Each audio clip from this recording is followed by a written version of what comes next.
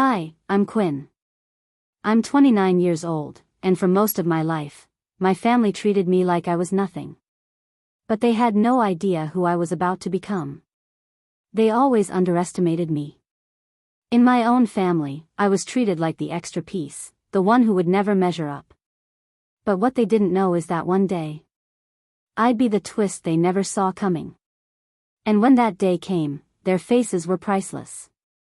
Before I tell you my story, let me just say this. If you've ever felt overlooked, underestimated, or treated like you weren't enough, hit that subscribe button. Because this is for everyone who was ever told they'd never make it. Trust me, you'll want to hear how it ends. I grew up in a household where success had only one definition: my brother, Miles. Miles was the golden boy. The one who could do no wrong. He was tall, confident, and blessed with that easy charm that made teachers, relatives, and even strangers fawn over him. He had Harvard stamped across his forehead like a crown, and my parents polished that crown every chance they got. Me? I was Quinn, the daughter who was fine. Not a disaster, not a prodigy. Just average. I didn't go to an Ivy League school. I didn't rack up trophies or scholarships. I worked hard, but in my parents' eyes, hard work wasn't impressive. It was just what you were supposed to do when you weren't gifted. I remember family dinners where Dad would lean across the table, his voice carrying that tone that felt less like curiosity and more like judgment. So, Quinn, when are you going to take on something bigger? Miles already has plans for a second home, you know. Mom would smile gently, like she was trying to soften the blow, but she never stopped him. She never defended me. And Miles, God, Miles would smirk, as if Dad's words were confirmation of what he already believed, that he was destined for greatness, and I was destined to watch from the sidelines. I'd force a smile, poke at my food, and pretend it didn't hurt. But inside I was screaming. You know what the worst part was? It wasn't just the comparisons. It was the invisibility. At birthdays, family reunions, Christmas gatherings, it was always, Miles got this internship, Miles is closing this deal, Miles just bought a new car. Meanwhile, my achievements barely earned a nod. I once got promoted to team lead at my company, a role I had fought tooth and nail for, and when I told my parents, Dad chuckled and said, "Well, it's a start. Maybe someday you'll catch up to your brother." That night, I cried in my car before driving home. I sat there, hands gripping the steering wheel, trying to understand why my best never seemed to be enough. And a part of me believed them. But here's the thing about being underestimated: it lights a fire. A fire that burns quietly, steadily, waiting for the right moment to roar. I started working longer hours. I volunteered for projects nobody else wanted. I studied late into the night, teaching myself skills that weren't even part of my job description. While my family saw me as the ordinary daughter, my colleagues started to see me as indispensable. And slowly, my boss, Lance, began to notice too. Still, every family dinner chipped away at me. Miles with his smug little smirks. Dad with his endless advice. Mom with her disappointed sighs, as though I'd wasted the life she gave me. And me, sitting there silently, seething. The beach house was always the centerpiece of those gatherings, the one place we all shared happy memories. Summers spent running across the sand, bonfires at night, salty air in our lungs. That house was our sanctuary. But even that had been taken away. When finances got tight, my parents sold it. At the time, I cried like I'd lost a piece of my childhood. But looking back, losing it was the first domino. Because one day, I'd make sure that beach house became the ultimate symbol of my revenge. At 27, I was stuck in the same cycle. I'd built a decent career, but the whispers of "not good enough" followed me everywhere. Every holiday, every birthday, every phone call home, it was the same message: Miles is the star, you're just filler. I can't tell you how many sleepless nights I had, staring at the ceiling, replaying their words. When will you settle down? Miles is doing so well. Maybe you should think smaller, Quinn. Don't push too hard. It's like they wanted me to shrink, to stay in my lane, to never outgrow the small box they'd shoved me into. But quietly, in the shadows, I was planning. Because deep down, I knew, one day, they'd regret every word. And that day came with one phone call. It was a Tuesday afternoon. I was drowning in spreadsheets when Lance, my boss, walked by and said, "Quinn, got a minute?" My heart skipped. Lance wasn't the type to waste time on small talk. I followed him into his office, sat down, and braced myself. He looked at me for a long moment, then smiled. "We're expanding in Hong Kong. And I want you to lead the project. Congratulations, Quinn, you're being promoted." I swear, for a second, I thought I misheard him. My ears were ringing. My palms were sweating. But then his words sank in. Promotion. Lead. Hong Kong. This wasn't just a raise. This was a launchpad. A new life. And in that instant, I knew, the fire they had lit in me had finally ignited. That night, as I walked out of the office with my promotion letter in hand, one thought echoed in my mind. It's my turn now. And I already knew exactly how I was going to make them see it. The night I got promoted, I couldn't sleep. You'd think excitement would have kept me up, but it wasn't excitement. It was fear. Fear that I'd fail. Fear that maybe my parents had been right all along. That maybe I wasn't enough. I lay awake staring at the ceiling, my heart racing, thoughts spiraling. What if I can't handle it? What if I embarrass myself? What if this is the chance I've been waiting for, and I blow it? Because that's what years of being underestimated does to you. Even when you finally succeed, your brain whispers, you don't deserve this. The next morning, I called my mom. I thought maybe, for once, she'd be proud. That she'd hear my news and say the words I'd craved my whole life, "I'm proud of you, Quinn." But instead, when I told her about the promotion, there was a long pause on the line. Then she said softly, "Hong Kong? That's so far, honey. Are you sure you can handle that kind of responsibility? It sounds a bit much for you." A bit much. The words cut deeper than she'll ever know. I hung up the phone with tears burning in my eyes. Even at my biggest moment, she still saw me as small. Dad wasn't any better. When I called him, he chuckled. "That's something. But you know, Miles just got invited to speak at an Ivy alumni event. That's the kind of thing that really opens doors." I wanted to scream, I just got promoted to lead an international project. But what was the point? He wouldn't hear me anyway. And Miles, oh, Miles. When I texted him the news, he replied with one word, "Congrats." No exclamation point. No follow-up. Just, flat. It was like none of them could stand the idea that I was finally stepping out of his shadow. The weeks that followed were brutal. Preparing for Hong Kong meant long hours, endless calls, mountains of documents. I was working harder than I ever had, but the pressure was crushing. I'd wake up before dawn, sit at my desk until midnight, and still feel like I hadn't done enough.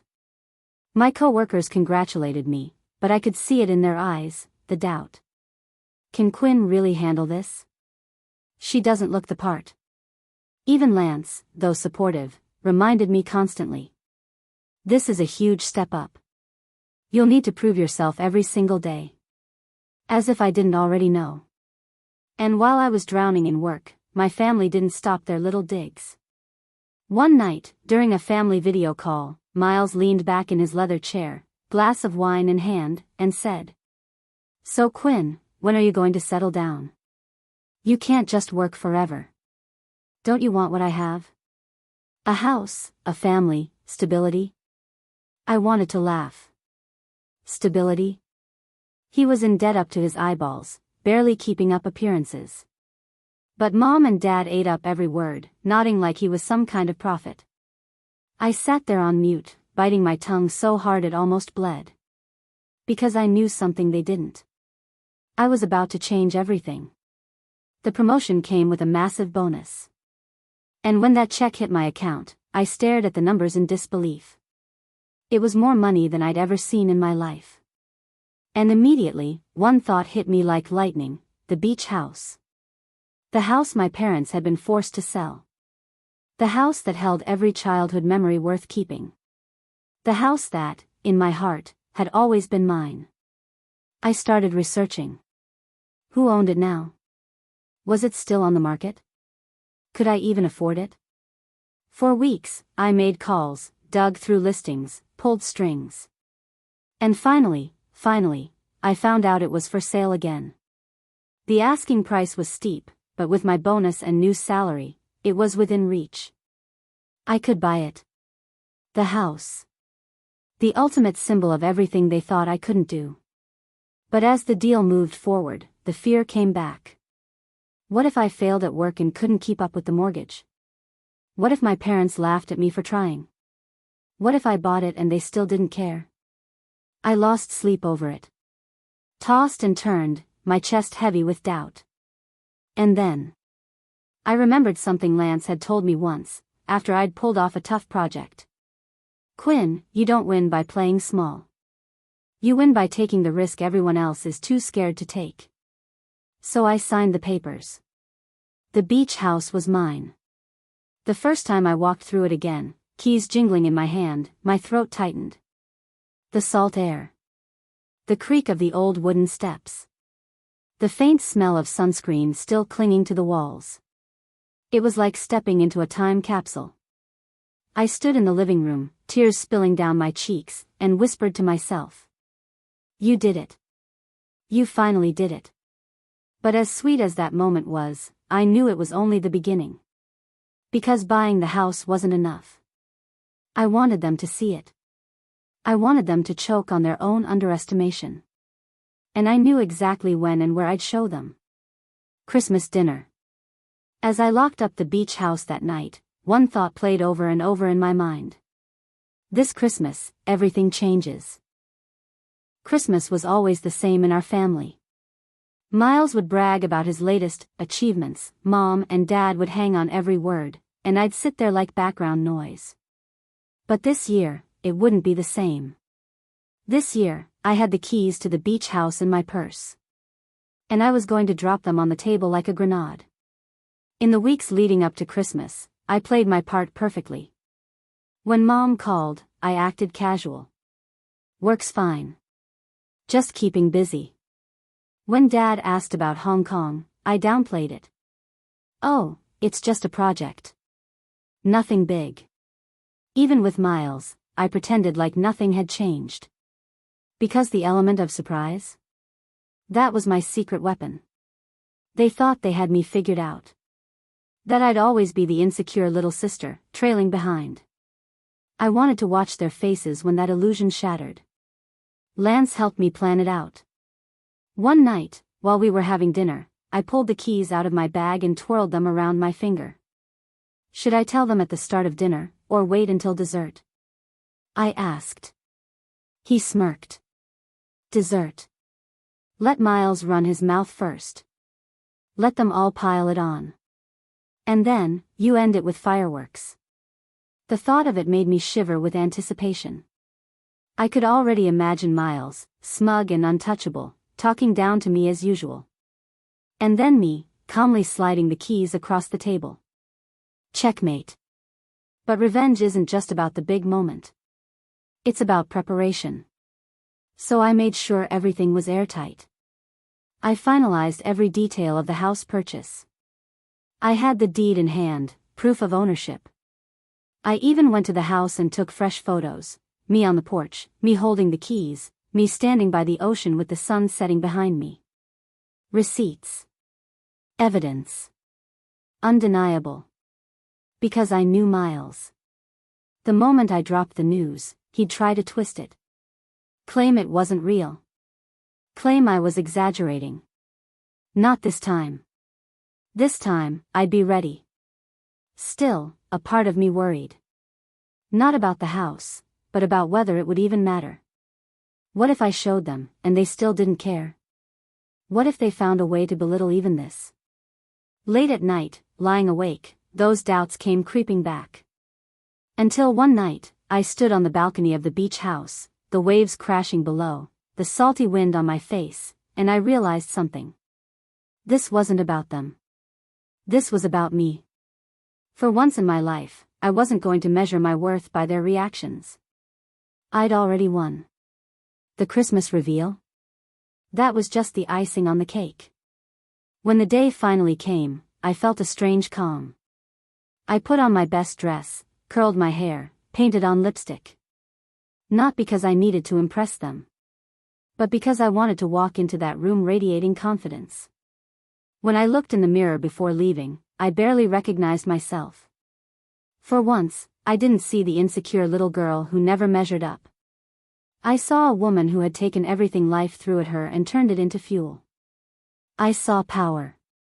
At Christmas dinner, the routine unfolded exactly as I knew it would. Mom fussed over Miles. Dad toasted to his success.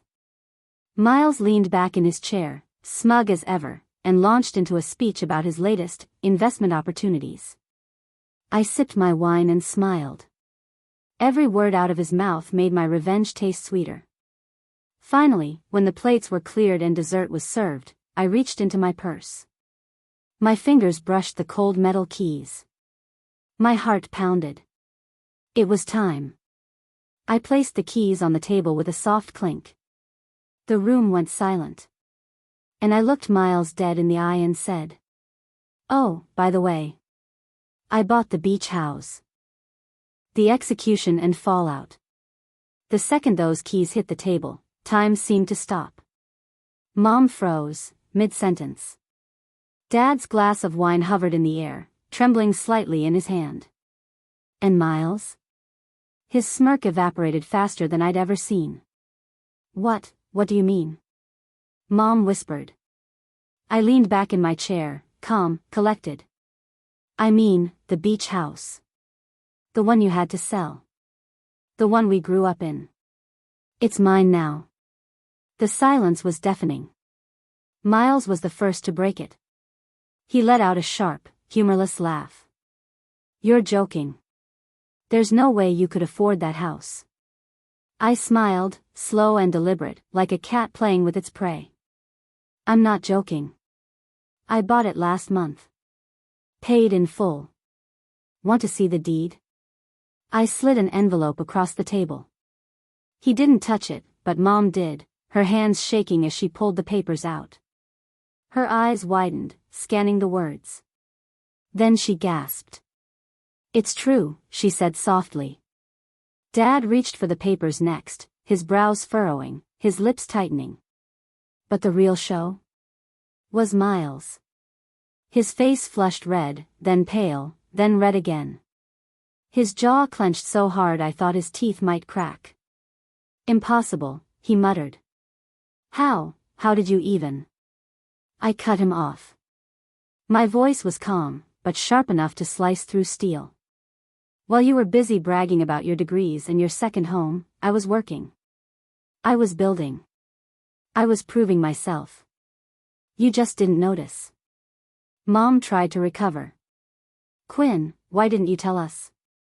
I shrugged. "Because you never asked. You were too busy asking Miles." The words hung in the air like smoke. Miles slammed his fist against the table. "You think this makes you better than me? You think one house changes everything?"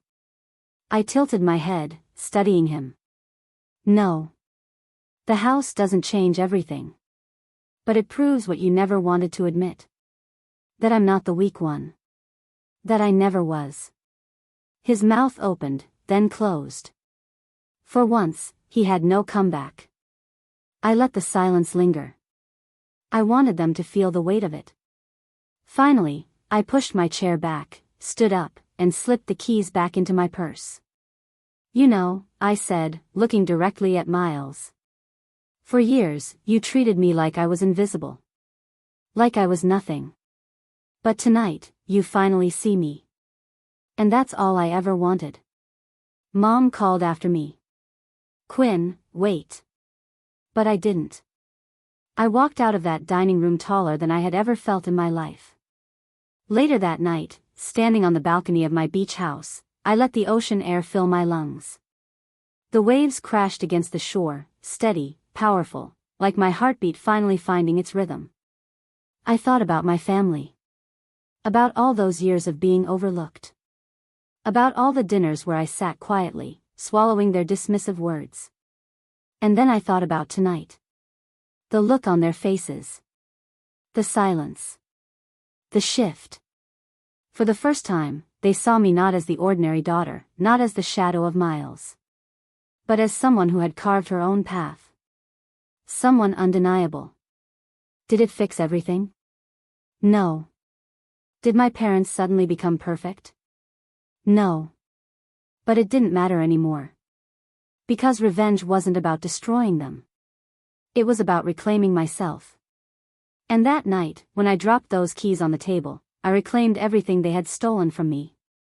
My confidence, my pride, my voice. That was the real victory. They wanted me small. They wanted me silent. Instead, I became bigger than all of them. And the night I dropped those keys was the night my revenge was complete. If you've ever been underestimated, if you've ever been treated like you were less, remember this: silence is your sharpest weapon, and patience is your greatest ally.